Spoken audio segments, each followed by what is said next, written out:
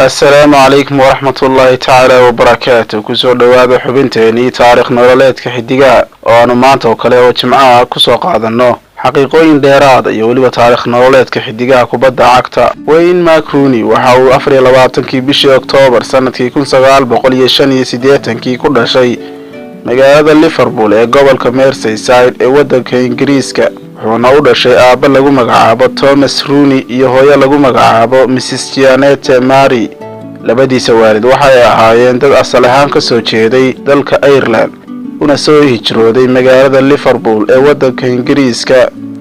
Wayne Rooney waa wiilka ugu weyn saddex wiil oo waalidkii dhaleen.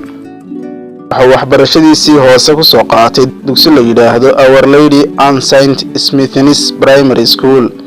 kadib markii uu dhameeyay waxa uu galay college-ka lagu magacaabo De La Salle Humanities College halkan ay ahayd meeshii uu jacaylka u hayay kubadda cagta oo aadka u weynaaday wax badan kama soo wareegin in kooxuhu bartilmaameedsadeen wuxuuna tusaale fiican u noqday labadiisa walaal ee Graham iyo John kuwaas tallaabadiisa raacay iyagoona noqday ciyaartoy kubadda cagta ah. Rooney ilaa yaraantiisii waxa uu ahaa mid aan laga reebi karin kubadda cagta waxaana taa tusaale u ah qiso yaraantiisii ku dhacday oo ah in yaraantiisii uu kubad ku laaday god ka daloolay gidaarka qolka laabka ee dugsigiisa taasoo sababtay in laga xanibo iskuulka 2 maalmood iyadoona kubadiisii ay maamulka iskuulku la wareegeen.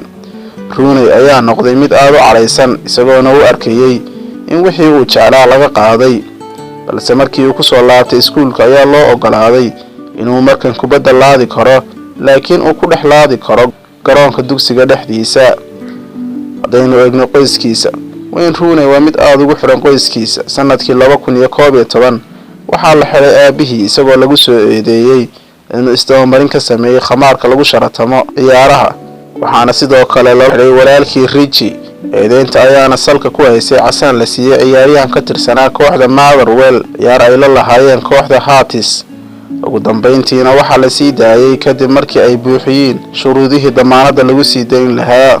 hooyadiis waxaa iska dhalay 2 waalid oo Irish ah oo lagu magacaabo Tony iyo Colette. tan ugu cajiibsan ayaa ah in hooyadii lagu naanayso Mother of All Makeovers oo macnaheedu tahay hooyada dhammaan waxyaalaha la isku hagaajiyo sababtoo ah waxay sanadkii 2008 gashay qalliinka jirka lagu qurxiyo ee loo yaqaan plastic surgery si ay u dhuubto jirkeeda. sidoo kale waxaa la yareeyay xajmiga ama size-ka caloosheeda iyadoo hadeer cuni karta cunto ka yartii ay hore u cuni jirtay. sababta ka dambaysa arrinkan ayaana lagu tilmaamay inay doonaysay inay ka qayb gasho arooska wiilkeeda iyadoo ah qof ka dhuuban sidii hore. labadiisa walaal oo lagu kala magacaabo Graham iyo John ayaa labaduba noqday ciyaartoy kubadda cagta ah. Graham waxa uu markii ugu dambeysay u saftay kooxda Eastville waxaana mar laga mamnuucay kaxaynta gawaarida 2 sano kadib markii uu 3 jeer gaarigiisa u kaxeeyay si ka baxsan xadkii loogu talagalay si uu khamri ugu soo gado xaflad uu ka qayb galayay. sidoo kalena waxaa lagu xukumay $650 iyo 150 saacadood oo adeega bulshada ah. Rooney waxa uu sanadkii 2008 guursaday gabar lagu magacaabo Colleen Mary McLaughlin. arooskooda ayaana ka dhacay magaalada Portofino ee waddanka Talyaaniga bishii June 12keedii sanadkii 2008. agasiinka waddanka Ingiriiska ka soo baxa ee lagu magacaabo OK ayaa siiyay lamaanahan lacag dhan 1.3 milyan oo euro si ay sawirro uga qaadaan xogna uga helaan arooskooda. waxayna hadeer leeyihiin 4 wiil oo kala ah Kay Wayne oo dhashay sanadkii 2009, Clay Anthony oo isna dhashay 2013, Kit Joseph oo dhashay 2016 iyo wiilkooda ugu yar oo lagu magacaabo Cass Mark oo dhashay sanadkii tagay ee 2018. la qaadashada waqti uu la qaato qoyskiisa ayaa ah qayb weyn oo ka mid ah nolosha Wayne Rooney.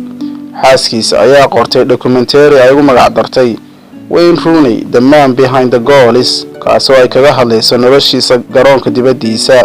sanadkii 2011 waxa uu xidigani galay qalliin timaha loogu beerayay cusbitaalka lagu magacaabo Harley Street Hair Clinic Hospital isagoona markaa jiray 25 sano. Rooney ayaa ahaa ciyaaryahankii ugu horeeyay ee soo bandhiga timo beeristiisa isagoona bartiisa Twitter-ka ku soo qoray kaliya si aan u xaqiijiyo taageerayaashayda waxaan galay qalliin timo beeris ah waxaan saas u sameyn waayay anoo 25 jir ah ayaa noqonaya mid bidaar leh aadna waxaan loo dhacay natiijada ka soo baxday. Rooney waxa uu hal xilli ciyaareed dhaliyay 72 gool mar uu u ciyaarayay dugsigiisa. markii uu jiray 9 sano waxa uu ku biiray akaademiyada kooxda Everton isagoona ciyaartiisii ugu horeysay u saftay kooxda koowaad isagoo 16 jir ah sanadkii 2002. Rooney ayaa isla Oktoobartii sanadkaasi soo jiitay indhaha caalamka kadib markii uu noqday ciyaaryahankii ugu da'da yaraa ee gool ka dhaliya horyaalka Ingiriiska kadib markii uu daqiiqadii ugu dambeysay ciyaarta gool ka dhaliyay kooxda Arsenal soona afjaray 30 ciyaarood oo aan laga adkaan. sanadkii 2004 waxa uu ku biiray kooxda Manchester United heshiis ku kacay 25.6 milyan oo euro. wuxuu kooxda kula guuleystay 16 koob oo kala gedisan oo ay ka mid yihiin 5 Premier League, 1 FA Cup iyo weliba habeenkii aan la ilaawi karin ee 2008 markaasi oo kooxdiisa kula guuleystay dhagaweynaha Yurub ee Champions League. intii uu ku jiray waayihiisa United waxa uu dhaliyay 253 gool tartamada oo dhan isagoona noqday ciyaaryahanka ugu goolasha badan kooxda. heerka qaran waxa uu xulkiisa Ingiriiska u saftay 120 kulan isagoona dhaliyay 53 gool taasoo sidoo kale ka dhigaysa ciyaaryahanka ugu goolasha badan xulkiisa. sanadkii 2006 waxa uu xidigu heshiis 7 milyan oo dollar ah la galay kambani buugaagta daabaca oo lagu magacaabo HarperCollins si ay ugu qoraan buugiisa taariikh nololeedkiisa oo uu bixiyay Wayne Rooney My History So Far. tababarihiisii hore ee Everton David Moyes ayaa ku eedeeyay inuu buugiisa ku qoray warar uu kaga been abuuranayo. ugu dambeyntii waxay isla galeen maxkamadda iyadoo Rooney lagu xukumay inuu bixiyo in ka badan 500,000 oo pound si ay arrintu halkaas ugu dhamaato. Rooney waxa uu heshiisyo xayisiineed kula jiraa shirkadaha Nike iyo EA Sports oo ah shirkadda soo saarta gameka kubadda cagta ee FIFA kaasoo sanad kasta soo baxa.